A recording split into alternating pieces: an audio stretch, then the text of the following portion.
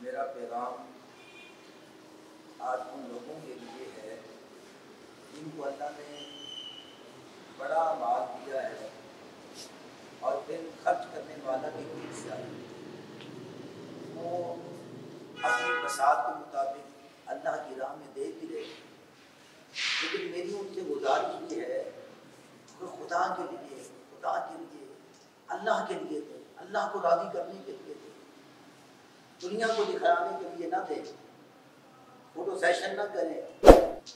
یہ چیزیں تو آپ کو دنیا میں اللہ نے عزت دے ہی دینی ہے، لیکن اس مالک کے لیے کریں، اس مالک کے لیے کریں جس نے سب کو عزتیں دی ہیں۔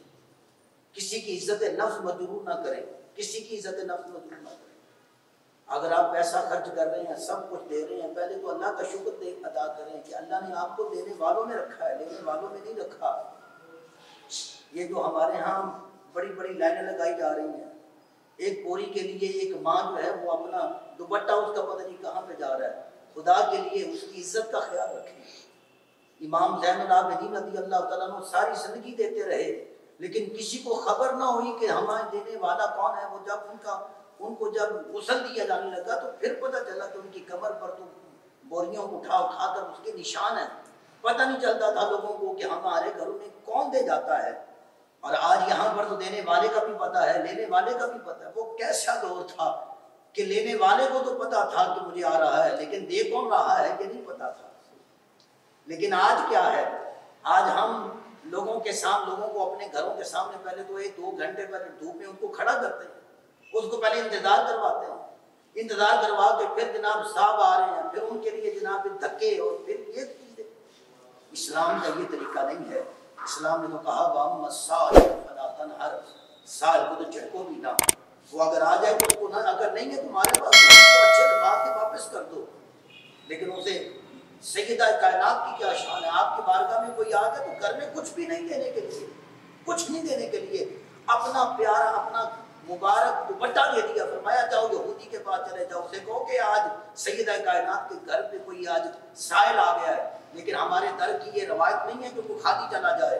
یہودی نے جب سیدہ کائنات کے دوپٹے کو دیکھا، اس نے کہا کہ دوپٹہ رکھو، اللہ نے مجھے اس کے صدقے کلمہ بھی نصیب کیا ہے۔ یہ دوپٹہ جو ہے یہ تو وہ ہے کہ جس کو سورج نے بھی نہیں دیکھا۔ فرمایا اس کو لے جاؤ۔ یہ ہے وہ ہستیاں ہیں کہ جنہوں نے سائل کو بے آبرو نہیں ہونے دیا، اور اپنا دوپٹہ جو ہے وہ یہودی کے پاس بھیج دیا۔ لیکن آج ہم کیا کر رہے ہیں، ہمارا کیا طرز عمل ہے۔ ماہ رمضان میں تو ہمیں پردہ پوشی کا حکم ہے۔ اللہ کے محبوب نے فرمایا جو دنیا میں کسی کا ایک عیب چھپاتا ہے، کل قیامت کے دن 70 عیب اس کے چھپائے جائیں گے۔ تو کسی خدا کے لیے کھانا دیں کسی کو، لیکن کسی کی عزت نفس مجروح نہ ہونے دیں۔ میں صرف ایک بات عرض کر کے کہ سرکار کے ایک صحابی ہیں، ان کے گھر میں ایک مہمان آ گیا، کھانے کے لیے کچھ نہیں ہے، ایک روٹی ہے کھانے کے لیے اور 3 لوگ ہیں۔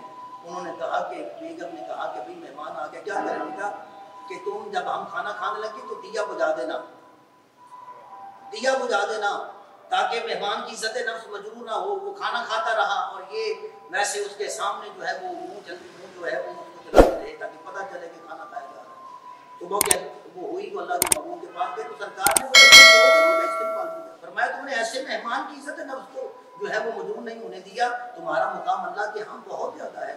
اللہ تعالیٰ ہمیں ماہ رمضان میں عزت نفس کو کبھی کا